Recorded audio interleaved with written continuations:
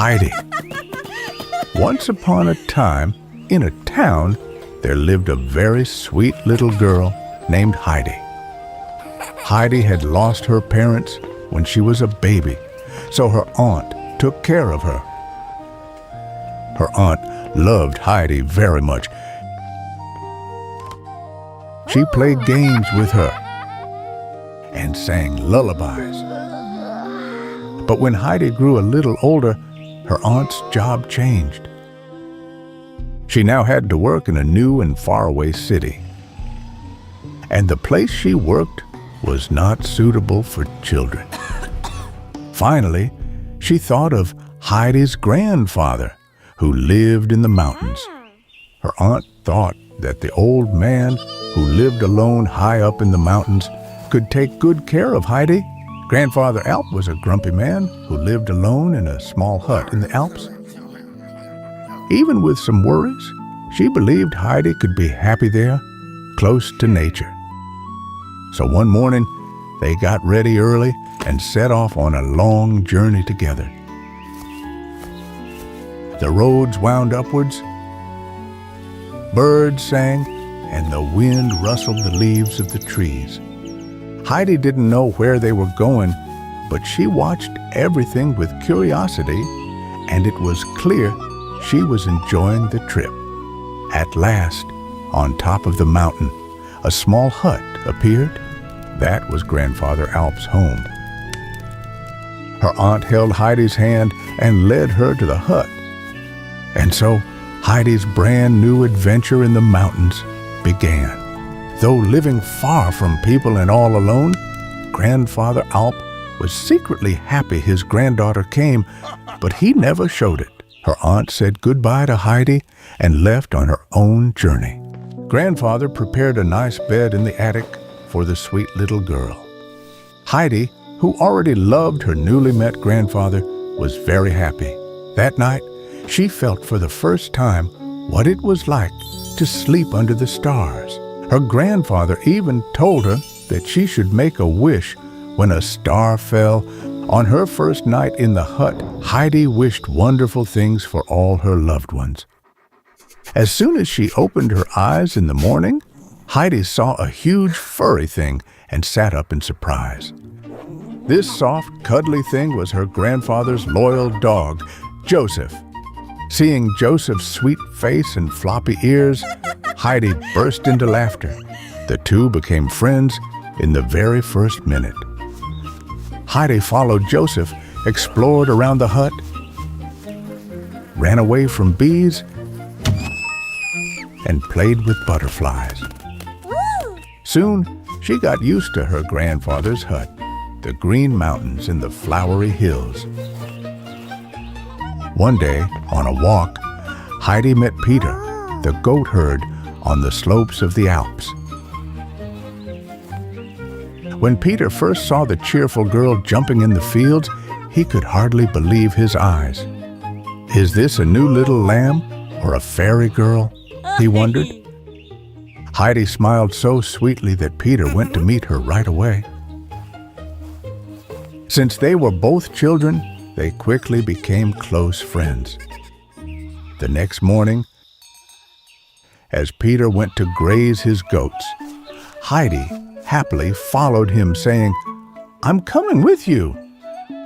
On the mountain paths, the goats hopped around while Heidi kept running after Peter. Sometimes she tripped on stones and fell. Sometimes she shouted excitedly when she saw a squirrel. But most of all, she was amazed at how Peter talked to the goats. Peter explained to her how to walk in the mountains, when goats graze, and when they rest. Heidi learned so much about herding that she could almost manage her own flock. As they laughed and played in the mountains, time passed like water. All summer, Heidi ran and played in the meadows, but also helped her grandfather with housework. One of her favorite things was baking small breads in her grandfather's stone oven. She would take the bread she baked to Peter's old grandmother. and the grandmother would offer Heidi goat's milk. When summer ended and winter came, the mountains turned all white. When Peter started school, Heidi began to feel lonely. She was very sad because she couldn't go to school like Peter. Just then, her aunt returned to take Heidi to the city. She wanted Heidi to both work and go to school. At first, Grandfather Alp was very angry at this idea and didn't want to let her go. But after thinking, he agreed it would be better for Heidi to go to school in the city. Although Heidi didn't want to leave her grandfather, she agreed to go with her aunt, who promised she'd return soon. After a long train journey, her aunt and Heidi arrived at a big house in the city. Heidi met Clara, the little girl of the house. Clara had an accident when she was little, so she couldn't walk. Her aunt had actually brought Heidi to this house to be a friend to Clara. Clara and Heidi liked each other very much and became very good friends. Heidi, not knowing much about city life, often made funny mistakes that made Clara laugh. Clara's grandmother was a very strict and rule-loving woman. She tried to teach Heidi everything from how to sit and stand to how to hold a fork and knife at the table. Clara also helped Heidi learn to read and write. Although Heidi didn't feel very comfortable, she started dressing like the people in the city. Even though she had lovely days there, she missed her grandfather, Joseph, and the Green Mountains very much. In fact, this longing began to make her very sad. She became so sad that she couldn't even eat anymore. Clara's father and grandmother noticed Heidi's condition. After some time, they decided to send her back to her grandfather. This time, Clara was very sad because Heidi was leaving. But her grandmother comforted her, saying that loving someone means wanting them to be happy. At last, the day of farewell came. While saying goodbye, her aunt said that Clara would visit Heidi the following year. When she returned to her mountains, Heidi was overjoyed. First, she wanted to stop by Peter's house on the way. She gave the bread Clara had sent to the grandmother. She also took off her fancy clothes and left them there. Running home, Heidi hugged her grandfather tightly when she saw him. Joseph jumped on her and kept licking her face. After some time, Heidi received a letter saying that Clara would visit, and she was overjoyed. A few weeks later, when Clara arrived in the Alps, she loved it there. Heidi introduced her to Peter. Clara also liked Peter very much, but Peter was a little shy with her because a fear was growing inside him. What if Heidi loved Clara more? Or what if one day she left him and decided to live in the city again? But Heidi loved them both very much, and the days they spent together felt like a dream. The mountain air, the fresh goat's milk, and the soft bread did Clara a lot of good. But Peter had begun to be very jealous of Clara because of Heidi's friendship.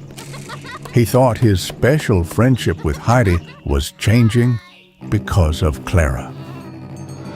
Then his eyes fell on Clara's wheelchair. Inside he thought, if only this chair wasn't here, maybe everything would be easier. Without anyone seeing, he quietly pushed the chair to the side. The chair rolled down the cliff and broke into pieces. At that moment, a strange regret filled Peter's heart. Without her wheelchair, Clara was scared at first, but Heidi held her hand and gave her courage. Every morning, they went outside together. As the days passed, Clara's legs grew stronger and her breath became freer. One morning, Clara stood up and walked a few steps without Heidi's help. At that moment, she laughed with joy and hugged Heidi. "I owe this to you," she said. When her grandmother came to visit and saw Clara standing, she was filled with incredible joy. With tears in her eyes, she thanked Grandfather and Heidi.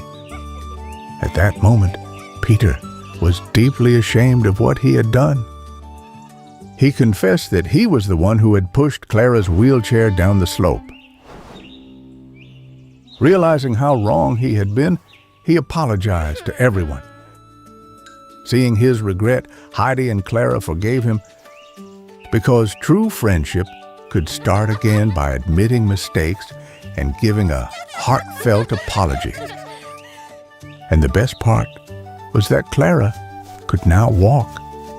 From that day on, the three became even closer friends. Their laughter spread through the mountains, their smiles blended with the wind. When Clara and her grandmother said goodbye, they promised to return next summer, because true friendships, once they begin, last forever.